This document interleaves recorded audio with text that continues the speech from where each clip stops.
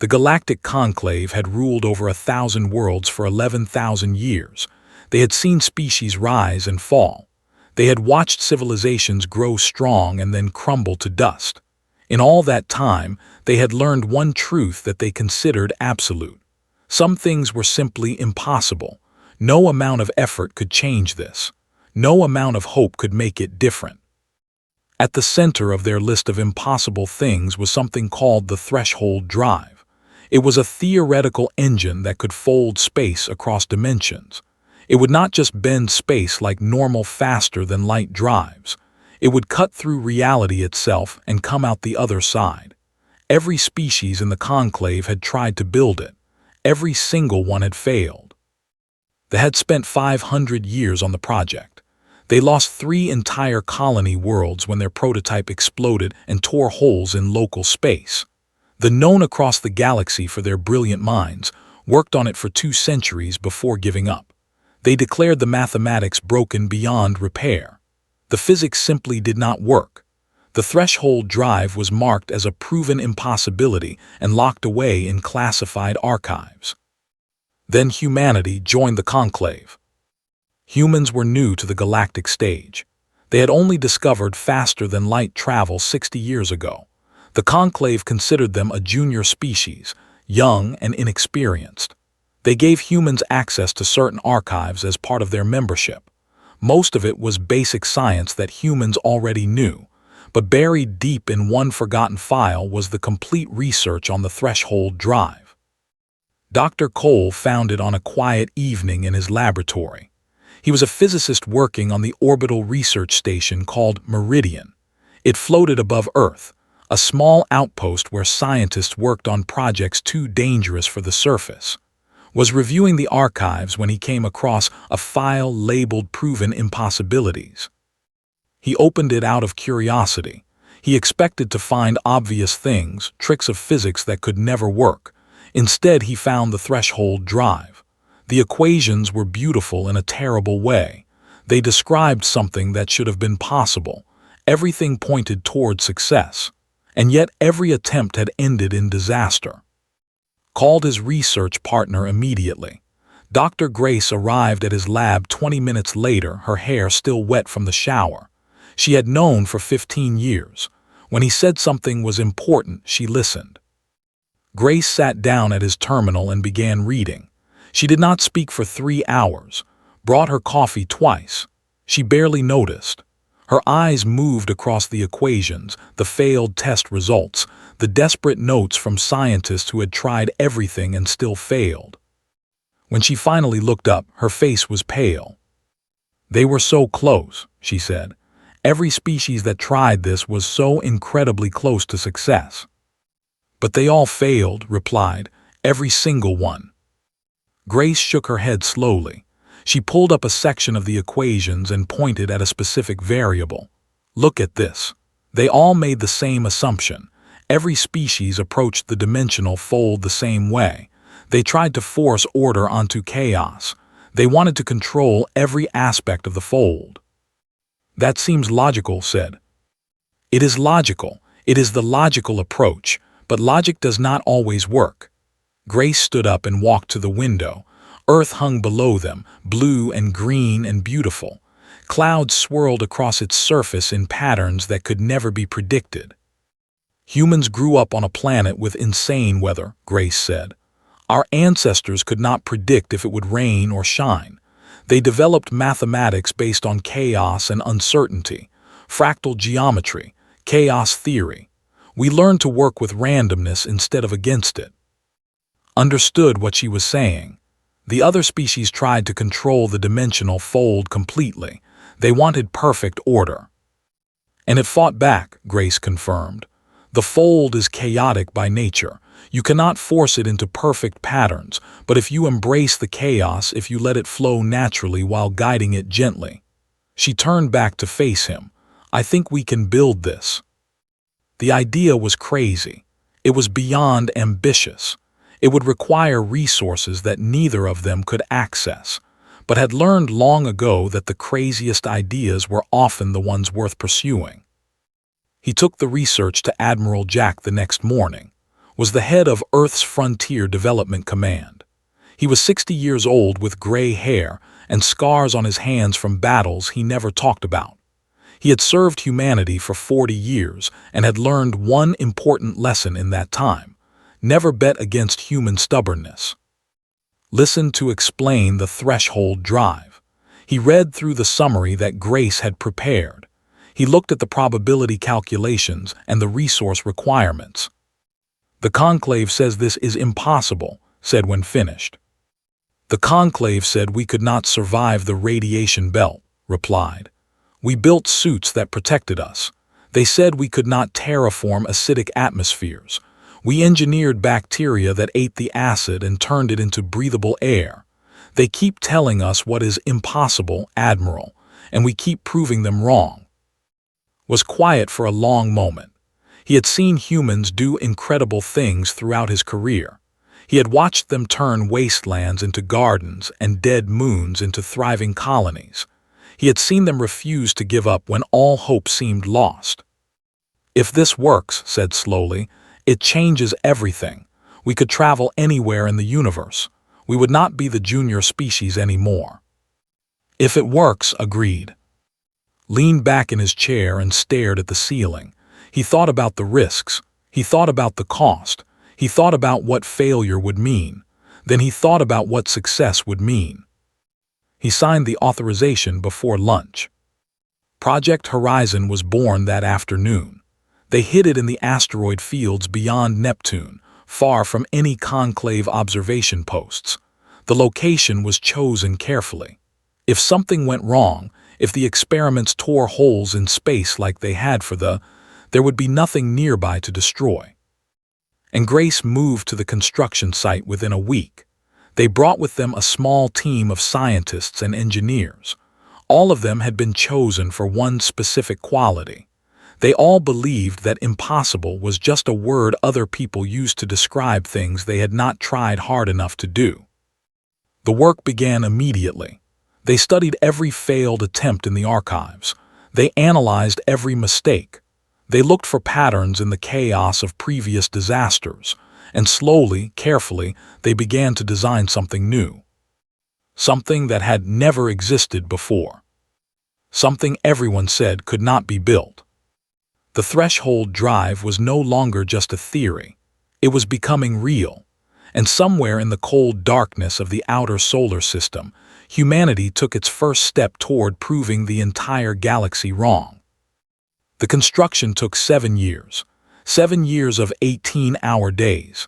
7 years of failed prototypes and explosions and setbacks that would have broken lesser people.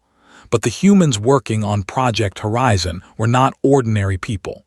They were the kind who heard the word impossible and took it as a personal challenge. Chief Engineer Ben Harper was one of these people. He was a large man with rough hands and a quiet voice. He had built starships for 20 years before joining the project. Nothing he had done before prepared him for this. The third test of the drive core nearly killed him. The energy levels spiked without warning. The containment field collapsed. Ben threw himself in front of 2 younger engineers and pushed them clear of the blast. He saved their lives but lost his left arm in the process. The doctors wanted him to rest for 6 months. Ben was back at work in 4 weeks. His new synthetic arm gleamed under the harsh lights of the construction bay. When people asked him why he returned so quickly, he simply shrugged. "We have work to do," he said. "Losing an arm does not change that." The drive required materials that did not exist in nature. The forces involved would tear apart any known substance.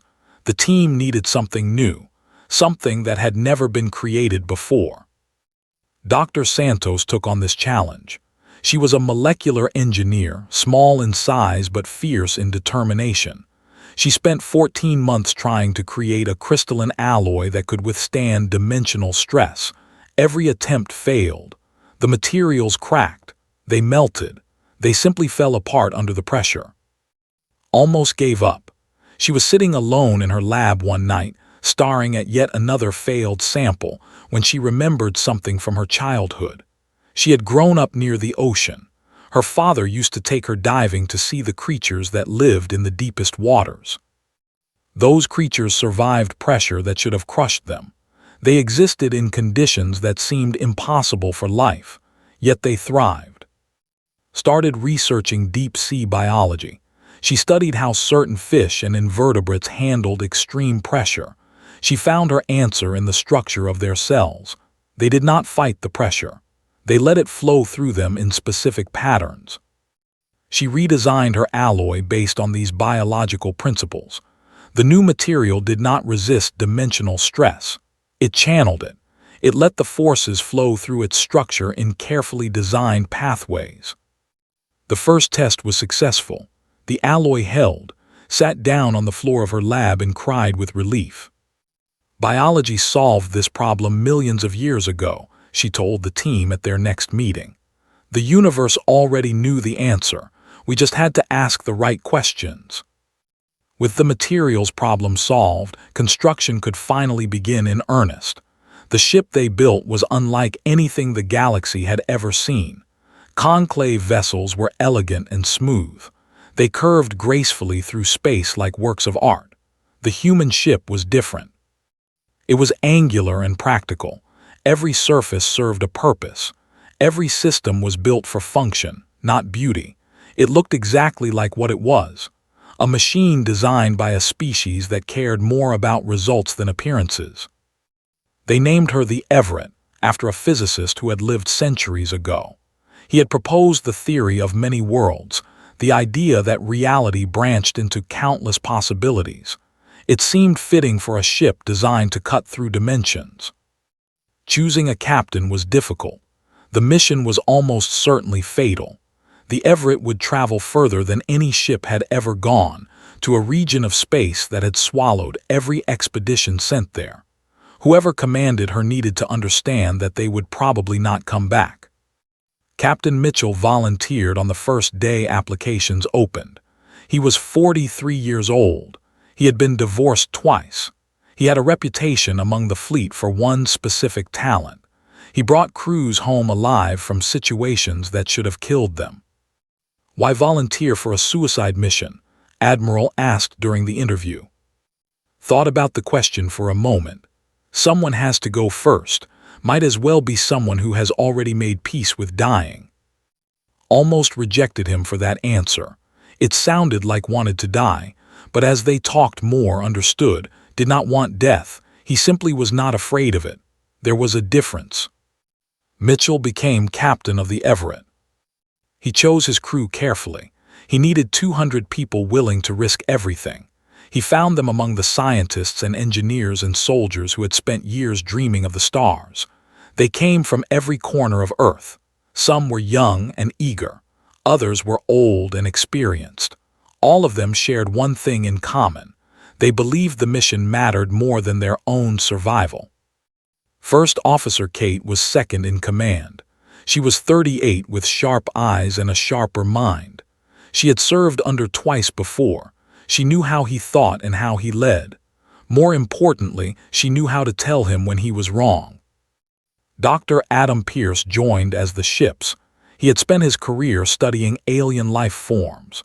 The mission to the Silent Reach would give him the chance to study something truly unknown. He could not resist. The crew wrote letters to their families before departure. Some recorded video messages to be sent if they did not return. Others said goodbye in person, knowing it might be the last time. The weight of what they were attempting hung over all of them. On a quiet Tuesday morning in the year 2347, the Everett was ready. The construction crews had done their work. The drive was installed and tested as much as it could be tested. The ship was fully supplied for a journey into the unknown. Stood on the bridge and looked at his crew. Kate was at her station. Ben Harper had come aboard as chief engineer, refusing to let anyone else tend the systems he had helped build. Santos was there too, ready to monitor the materials she had invented. "You all know the risks," said. His voice was calm and steady. "The Conclave sent 12 expeditions to the Silent Reach. None of them returned. We might be the 13th to disappear." No one moved, No one asked to leave. Good, said. He turned to face the main. Helm, take us out. Navigation, set course for the threshold point. Engineering, begin drive initialization sequence. The Everett moved away from the construction platform. It passed through the asteroid field, picking up speed as it went. Behind it, the hidden base grew small and then vanished from view. When they reached the threshold point, everything was ready. The drive hummed with power. The experimental alloy held firm. Every system was green. Captain, Kate said, we are ready for threshold transition. Took a deep breath. This was the moment. Either they would prove every other species wrong, or they would die in a flash of uncontrolled energy. There was no middle ground. Engage the drive, he ordered. The Everett vanished from known space in a burst of light that briefly the sun. For 11 seconds, by the crew's perception, they traveled through something that was not quite space and not quite time. The walls of reality pressed against the ship. The chaos that Grace had predicted swirled around them, guided by the system she had designed. And then they emerged. 47 million light-years from Earth, further than any ship had ever traveled, at the edge of a galaxy that no living being had visited in 70,000 years. The Everett had done the impossible. Now they just had to survive what came next. The first thing Kate noticed was the silence. Not the silence of empty space which she was used to. This was something deeper, something wrong. The sensors showed countless objects around them. Planets, moons, orbital structures, ships, all of them silent, all of them dead. Captain, she said, her voice was barely above a whisper, you need to see this. Walk to the main. What he saw made him stop breathing for a moment. They had arrived at a solar system with 6 planets. 2 of them were clearly Earth-like, with blue oceans and green continents, or at least they had been once. Now the colors were faded. The cities that covered their surfaces were dark. No lights shone on the night side. No ships moved between the worlds. Nothing lived. Orbital stations hung in space around each planet. They were massive, larger than anything humanity had ever built. Some were broken, torn apart by ancient damage. Others were intact but powerless. All of them were tombs. What happened here? Asked quietly. No one had an answer. Dr. Adam Pierce began his analysis immediately. He directed the sensors toward the nearest station. The readings came back with information that seemed impossible. The station was 70,000 years old. The technology inside was more advanced than anything the Conclave possessed, and there were bodies inside. Millions of bodies, preserved in the vacuum of space. I need to get over there, Adam said. I need to understand what killed them. Organized a boarding party. Kate led the team while he remained on the Everett. They crossed the empty space in a shuttle and docked with the ancient station. The interior was dark and cold. Emergency lights had died thousands of years ago. Kate turned on her helmet light and looked around. She was standing in what appeared to be a corridor. The walls were covered with symbols she did not recognize. The floor was smooth metal, worn by countless feet that had walked this path long ago. And everywhere, floating in the zero gravity, were the dead. They were tall beings with 4 arms and elongated heads. Their skin had dried and tightened over but their features were still visible. They looked peaceful. There was no sign of violence, no wounds, no damage. They had simply stopped living. Adam examined the bodies with growing confusion. There is nothing wrong with them, he reported. No disease, no poison, no radiation damage. They are perfectly healthy. They just died. Kate moved deeper into the station. She found what appeared to be a control center. The screens were dark, but the computers still held data in their memory banks. She connected a portable device and began downloading everything she could find. Back on the Everett, the translation systems worked on the alien language. It took 3 days to crack the code. When the first documents became readable, gathered his senior officers to review them. The species had called themselves the Architects. They had been the dominant civilization in this galaxy for 2 million years. They had built wonders that description. They had solved problems that other species could not even understand. They had united their entire galaxy under a single peaceful government. And then, 70,000 years ago, they had chosen to end. "What do you mean they chose to end?" Kate asked. Scrolled through the translated documents. It is all here, every detail. The decision was made collectively by their entire species. They implemented it over a period of 10 years. Every architect on every world simply stopped. Doctor was the ship's psychologist. She had been reading the documents alongside. Her face was troubled. "I think I understand," she said slowly. "They reached the end of growth. They solved every problem. They answered every question. They built everything that could possibly be built. There was nothing left for them to achieve. So they just gave up." Ben Harper shook his head in disbelief. "They had everything and they chose death." Nodded. "They lost hope, not because of failure, because of total success. When you reach the top of every mountain, when there are no more challenges to face, when tomorrow will be exactly like today forever. Some species cannot handle that. They see no point in continuing." The crew was silent. The weight of what they had discovered pressed down on all of them. A civilization that had lasted 2 million years, gone, not destroyed by war or disaster, simply abandoned by a species that had lost the will to live. Spent the next week ordering a full survey of the system. The Everett moved from world to world, documenting the remains of the architect civilization. Everywhere they found the same thing: silent cities, empty stations, the preserved bodies of beings who had chosen to stop existing. They also found treasures beyond imagination.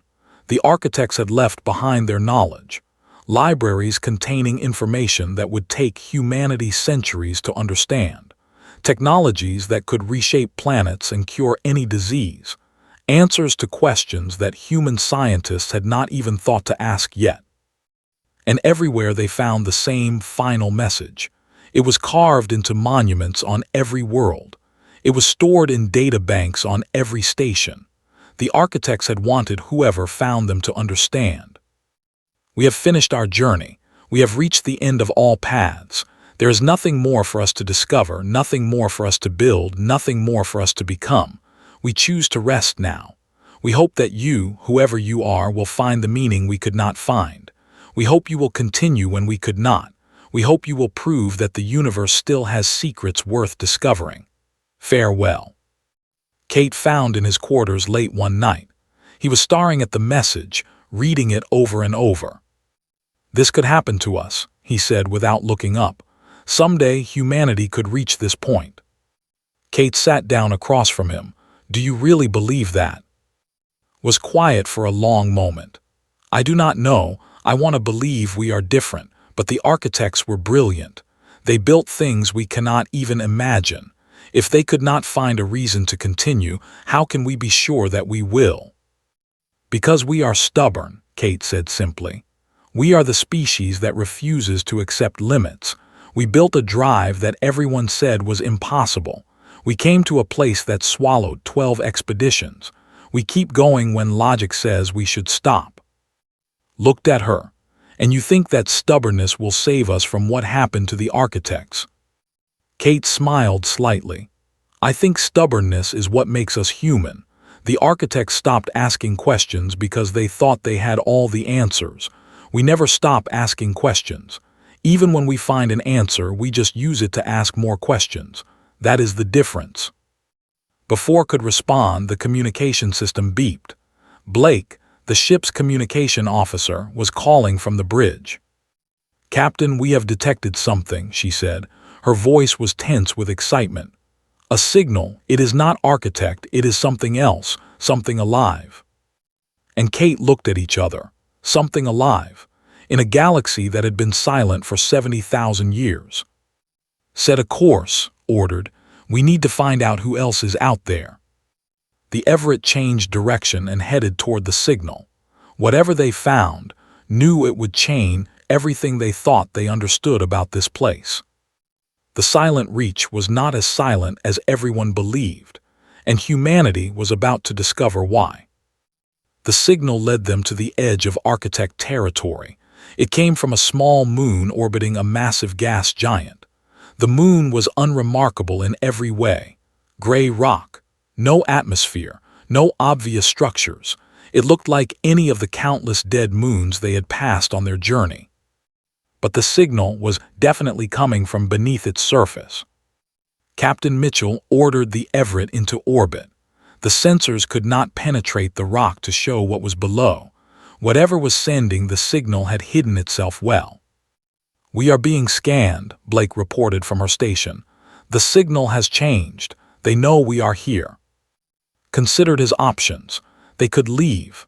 They could wait. Or they could go down and see who had survived in this graveyard of a galaxy. "Prepare a landing team," he said. "Kate, you have command of the ship. If anything happens to us, take the Everett home." Kate started to protest, but silenced her with a look. Someone needed to stay with the ship. Someone needed to make sure the knowledge they had gathered made it back to Earth. She understood, even if she did not like it. The shuttle descended toward the moon's surface.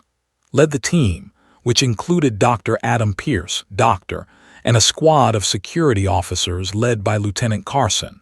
They landed near a formation of rocks that looked slightly too regular to be natural. Found the entrance. It was hidden behind a rock face that slid aside when they approached. Someone was watching them. Someone wanted them to come in. The tunnel led downward into the moon's interior. Emergency lights activated as they walked, guiding them deeper. The walls were smooth, carved with the same precision as the architect's stations they had explored. But there was something different here, something warmer. These passages were not tombs. They were lived in. They emerged into a vast underground cavern, and there, waiting for them, were the survivors. They were not architects. They were smaller, with 3 arms instead of 4.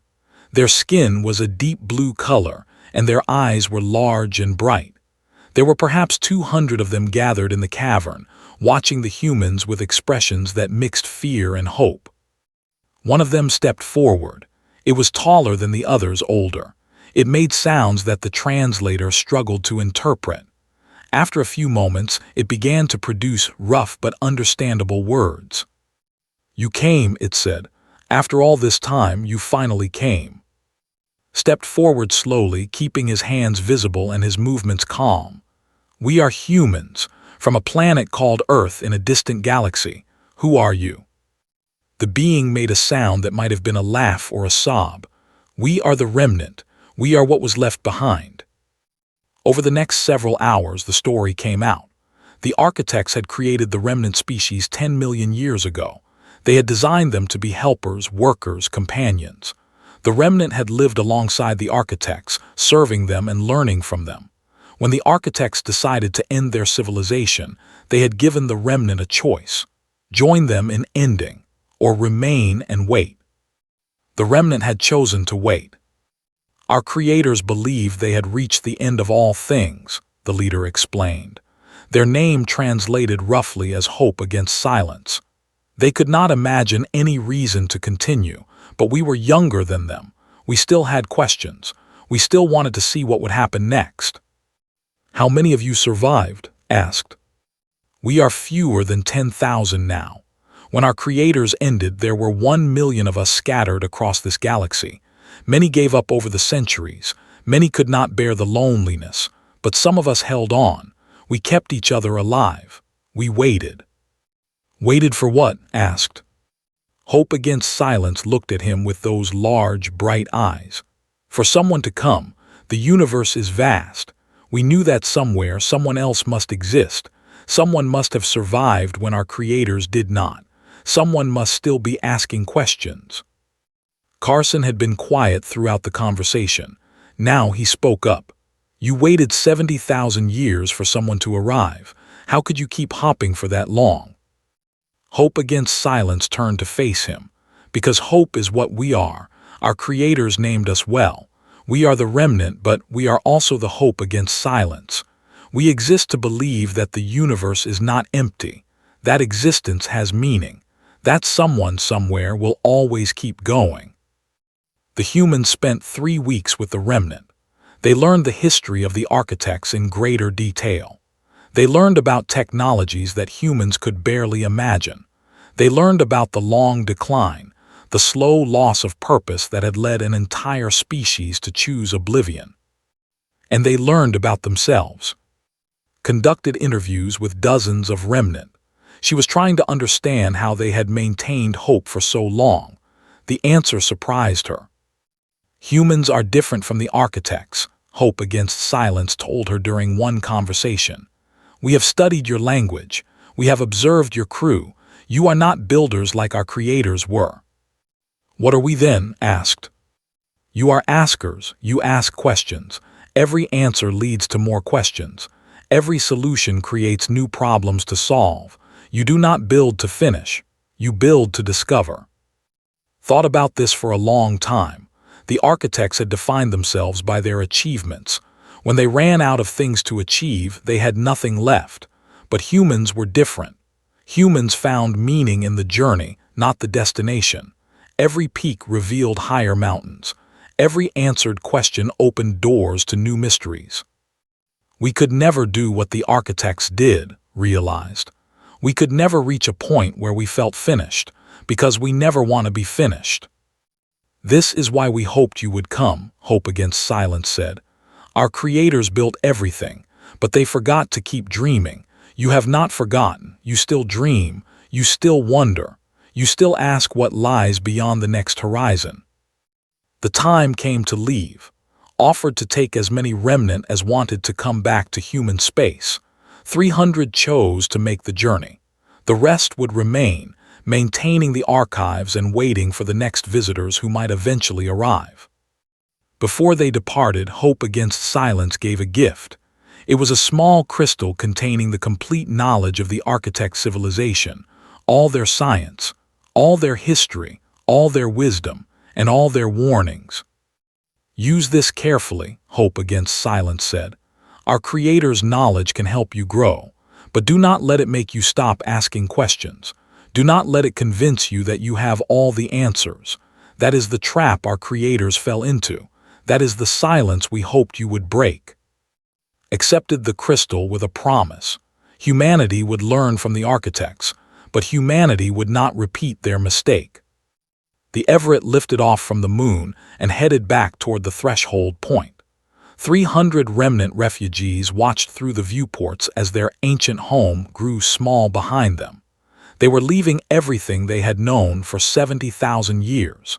They were trusting a species they had just met to carry them into an uncertain future. But they were not afraid. For the first time they had hope, real hope based on evidence. Humanity had done what no other species had done. They had come when no one else would come. They had asked questions when everyone else had given up. The remnant believed that if any species could break the silence that had swallowed their creators, it was this strange, stubborn, eternally curious race called humans. And as the Everett prepared to jump back across the universe, Captain Mitchell found himself believing it too. The Everett emerged from threshold space near Earth orbit. The journey back had taken 11 seconds from the crew's perspective, just like the journey out. But the world they returned to had changed in the months they had been gone. A conclave fleet was waiting for them. 12 warships from 5 different species formed a blockade between the Everett and Earth. Admiral's command vessel sat at the center of the formation, dwarfed by the massive alien ships surrounding it. High Arbiter of the Authority hailed them immediately. His 4 eyes were wide open, a sign of extreme shock among his species. He had clearly not expected to see the Everett again. "You survived," said. His translator rendered his voice flat and mechanical, but the disbelief was clear. "You traveled to the Silent Reach and returned. This is impossible." Admiral's face appeared on a second screen. He was smiling despite the tense situation. "Welcome home, Captain Mitchell. You have caused quite a stir." "We found something," replied, "something the Conclave needs to know about." The next several days were chaos. The Conclave demanded access to everything. They wanted the threshold drive technology. They wanted the architect archives. They wanted custody of the remnant refugees.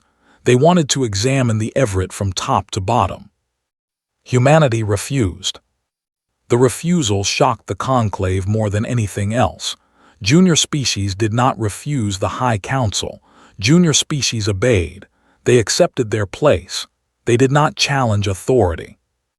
But humanity had never been good at accepting its place. A tribunal was called to settle the dispute.